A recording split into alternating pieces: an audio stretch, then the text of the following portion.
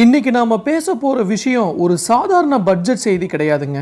இது ஓய்வு பெற்ற பிறகு நிம்மதியாக வாழ முடியாம போராடுற பல லட்ச குடும்பங்களோட குரல்னே சொல்லலாம். ஒரு மனிதன் 40 வருடம் உழைச்சு நாட்டுக்கு சேவை பண்ணிட்டு ஓய்வு எடுத்த பிறகு அவனுக்கு கிடைக்கிற பென்ஷன் வெறும் 1000 ரூபாய். அந்த 1000 ரூபாயில மருந்து வாங்கலாமா, மின்சாரம் கட்டலாமா, வீட்டு செலவுகளை சமாளிக்கலாமா? இந்த கேள்விதான் கடந்த 11 வருடமா ஓய்வூதியதாரர்களை துரத்திட்டு இருக்கு. ஆனால் இப்போ ஒரு மாற்றம் வர மாதிரி சூழ்நிலை உருவாயிருக்கு.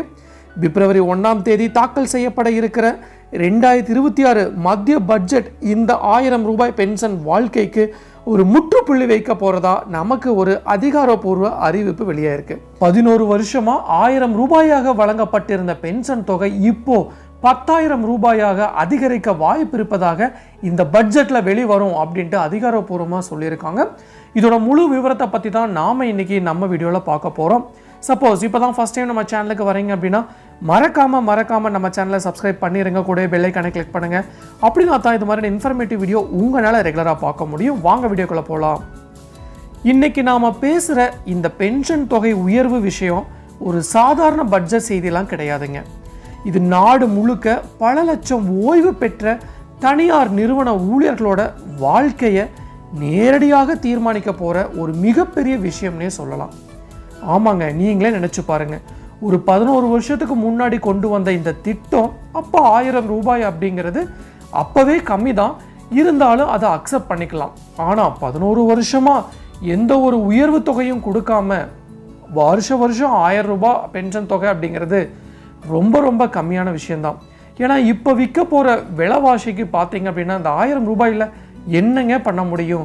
வார கடைசியில் 1 கிலோ மட்டன் எடுக்கணும்னா கூட 800 ரூபா ஆயிருச்சுங்க. நீங்கள் அப்போ இந்த 1000 ரூபா அப்படிங்கிறது எதுக்கு பத்துன்னு நீங்களே நினச்சி பாருங்க. இது நான் மட்டும் சொல்லிங்க, இது நாடு முழுக்க பல லட்சம் ஓய்வு பெற்ற தனியார் நிறுவன ஊழியர்களோட வாழ்க்கையை நேரடியாக தீர்மானிக்க போகிற ஒரு விஷயம்.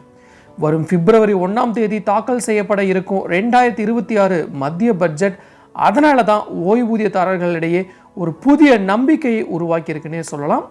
ஸோ கடந்த 11 ஆண்டுகளாக எந்த விதமான பென்ஷன் உயர்வும் இல்லாமல் இருந்த EPS 95 எனப்படும் ஊழியர் பென்ஷன் திட்டம் இப்போ ஒரு முக்கியமான திருப்பு முனையை நோக்கி போயிட்டு இருக்குன்னே சொல்லலாம்.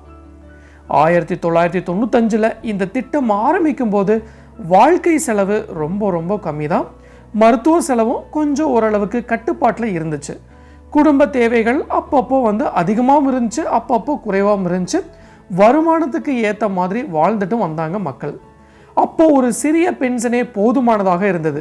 ஸோ அதனால தான் முன்னாடியே சொன்ன மாதிரி தான் அப்போ கொடுக்கப்பட்ட அந்த 1000 ரூபாய் அப்படிங்கிறதே போதுமானதாக இருந்தது. ஆனால் இப்போ நிலைமையே தலைகீழாக மாறிச்சுன்னே சொல்லலாம். பணவீக்கம் ஒரு பக்கம் வானை தொடுது, மருந்து செலவோ கண்ணை மூடி முடிக்கிறக்குள்ள எங்கேயோ போய் நின்றுது. மருத்துவ சிகிச்சை அதுக்கு மேலே 40 வயசு 45 வயசு ஆயிட்டாலே உடலுக்கு ஏதோ ஒரு பிரச்சனை வந்திருக்கு. அதுக்கான மருத்துவ சிகிச்சையும் மருத்துவ செலவும் அதிகமாயிட்டே போயிட்டு இருக்கு. வீட்டு வாடகை பார்த்தீங்கன்னா அப்போது 500 ரூபாய் 600 ரூபாயில் இருந்துச்சு. இப்போ நீங்கள் டபுள் பெட்ரூம் வீடு வேணும் அப்படின்னா அது 12,000 15,000ன்னு போயிட்டு இருக்கு. மின்சாரம் செலவும் அதே மாதிரி அதிகமாக போயிட்டு இருக்கு. குடிநீரும் அதுக்கு மேலே போயிட்டு இருக்கு. உணவு, இது மாதிரி ஒவ்வொரு செலவுகளும் அதிகமாயிட்டே போயிட்டு இருக்கு. எல்லாமே ஓய்வூதியதாரர்களுக்கு சுமையாக மாறிச்சுன்னே சொல்லலாம். ஆனாலும் பார்த்தீங்கன்னா 2014 நிர்ணயிக்கப்பட்ட 1000 ரூபாய் குறைஞ்சபட்சம் பென்ஷன் இன்னைக்கு பல லட்சம் பேருக்கு தான் கிடைக்குது. அதுலேயும் குறிப்பாக நிறைய பேர்த்துக்கு கிடைக்கிறதும் இல்லை. டேப்ஸ் அப்படிங்கிற ஒரு திட்டம்லாம் புதுசாக கொண்டு வந்து எங்களுக்கு பழைய பென்ஷன் வேணும்னு போராட்டம்லாம் நடத்தி ஓரளவுக்கு அது ஓகே ஆயிருச்சு. பட் இருந்தாலும் அந்த அறிக்கை என்ன சொல்லுது அப்படிங்கிறது நாம் வெயிட் பண்ணி தான் பார்க்கணும். இந்த டேப்ஸ் ஓரியன்டாக நம்ம சேனலில் நிறைய வீடியோஸ் நான் போஸ்ட் பண்ணியிருக்கேன். பார்க்காதவங்களுக்கு கீழே டிஸ்கிரிப்ஷன் லிங்க் கொடுக்குறேன், மறக்காமல் கிளிக் பண்ணி பாருங்கள். உங்களுக்கு இன்னும் டீட்டெயில்ஸ் நிறைய கிடைக்கும். இந்த 1000 ரூபாய் அப்படிங்கிறது இன்றைய காலத்தில் ஒரு அடையாள தொகையாக மட்டுமே மாறி இருக்கு. ஒரு குடும்பத்தின் ஒரு வார தேவையையும் இது பூர்த்தி செய்ய முடியாத நிலையில தான் இருக்காங்க. டெஃபினட்டாக அது உண்மை தான். ஸோ இதனால தான் கடந்த பல ஆண்டுகளாக ஓய்வூதிய சங்கங்கள், தொழிற்சங்கங்கள், குறிப்பாக சொல்லணும்னா பாரதிய மஸ்தூர் சங்கம் மாதிரி அமைப்புகள் தொடர்ந்து போராட்டம் நடத்திட்டு வராங்க. குறைஞ்சபட்சம் பென்ஷனை 5000 உயர்த்தணும், இல்லைன்னா 7500 உயர்த்தணும். இல்லை அப்படின்னா 10,000 வரைக்கும் உயர்த்தணும் அப்படிங்கிற வலுவான கோரிக்கைகளை அரசுக்கு முன் வச்சு வந்திருக்காங்க. ஸோ அந்த வகையில் பார்த்தீங்கன்னா அட்லீஸ்ட் நமக்கு 5,000 மேக்ஸிமம் 10,000 வரைக்கும் நம்மளுக்கு பென்ஷன் இந்த பட்ஜெட்டில் டெஃபினட்டாக தாக்கல் பண்ணுவாங்க அப்படிங்கிறதுல எந்த ஒரு சந்தேகமும் இல்லை. அதுதான் நம்மளுக்கு அதிகாரப்பூர்வ தகவலும் கிடச்சிருக்கு. ஸோ ஆரம்பத்தில் பார்த்தீங்கன்னா அரசு இதை நிதிச்சுமை அப்படின்லாம் பார்த்தாங்க. ஆனால் இபிஎஃப்ஓ நிதி பற்றாக்குறையாகவும் இருந்துச்சு. பட்ஜெட் கன்ஸ்ட்ரெயின் என்று சொல்லி தவிர்த்தும் வந்தாங்க. ஆனால் இப்போ பார்த்தீங்கன்னா சூழ்நிலை தலைகளாகவே மாறிடுச்சு. நாட்டின் முதியோர் எண்ணிக்கை வேகமாக அதிகரிச்சுட்டே இருக்குது. பிரைவேட் செக்டரில் ரிட்டையர்ஸ் எண்ணிக்கை பெருசாக வளர்ந்துட்டு வருது. சமூக பாதுகாப்பு இல்லாத ஓய்வூதியதாரர்கள் அதிகமானவாகவே இருக்காங்க. ஸோ இதனால் பார்த்தீங்கன்னா பென்ஷன் ரீஃபார்ம் ஒரு அன்அவாய்டபிள் அஜெண்டாவாக மாறிச்சுன்னே சொல்லலாம். ஸோ ஒரு கூட்டம் கூடி அதில் பென்ஷன் பற்றி பேசினாங்க அப்படின்னா அவங்களுக்கு கிடைக்கிற ஊக்கத்தொகை எவ்வளவு, பென்ஷன் எவ்வளவு அப்படின்னு தான் முதல் கேள்வியாகவும் இருக்குது. ஸோ இதற்கிடையில் தான் உச்சநீதிமன்றமும் இந்த விவகாரத்தில் முக்கியமான தலையீடும் பண்ணியிருக்காங்க. 2026 ஜனவரி 5ஆம் தேதி இபிஎஃப்ஓ ஊதிய உச்சவரம்பு குறித்து 4 மாதத்துக்குள்ள உறுதியான முடிவு எடுக்கணும்னு மத்திய அரசுக்கு உத்தரவு கொடுத்தது. ஸோ இப்போ மாதத்துக்கு 15,000 இருக்கும் வேஜ் சீலிங் 21,000 அல்லது 25,000 உயர்த்தப்பட்டால் இபிஎஸ் பங்களிப்பு தொகை இயற்கையாகவே அதிகரிக்கும்னே சொல்லலாம்.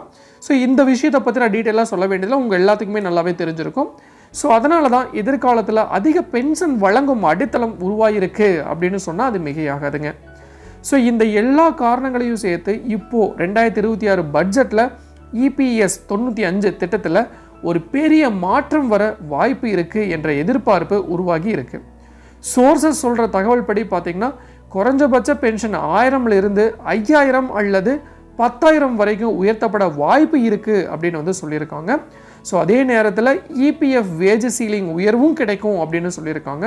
பென்ஷன் கால்குலேஷன் மெத்தடில் ஒரு சில மாற்றம் செய்யப்பட வாய்ப்பு இருப்பதாகவும் சொல்லியிருக்காங்க. பாஸ்ட் சர்வீஸ் பெனிஃபிட்டில் திருத்தம் செய்யப்பட போகிறதாகவும் சொல்லியிருக்காங்க. ஸோ மெடிக்கல் கவரேஜ் இன்னும் அதிகமாகும். ஸோ இப்போ கொடுக்குற அமௌண்ட்டை விட மெடிக்கல் கவரேஜ் இன்னும் அதிகமாக வாய்ப்பு இருக்குன்னு சொல்லியிருக்காங்க. ஆயுஷ்மான் பாரத் லிங்க் போன்ற கூடுதல் பலன்களும் வரலாம் அப்படின்னு சொல்லியிருக்காங்க. சமீபத்தில் நம்ம பிரைம் மினிஸ்டர் நரேந்திர மோடி அவர்கள் ஆயுஷ்மான் பாரத் ஓப்பன் பண்ணாங்க. ஸோ அதோட பெனிஃபிட்டும் இன்னும் கூடுதலாக இதில் வரலாம் அப்படின்னு சொல்லியிருக்காங்க. ஸோ இதெல்லாம் பண உதவி மட்டும் இல்லைங்க, ஓய்வூதியதாரர்களின் டிக்னிட்டியாகவும் கருதப்படுது, செல்ஃப் ரெஸ்பெக்டாகவும் போற்றப்படுறோம்.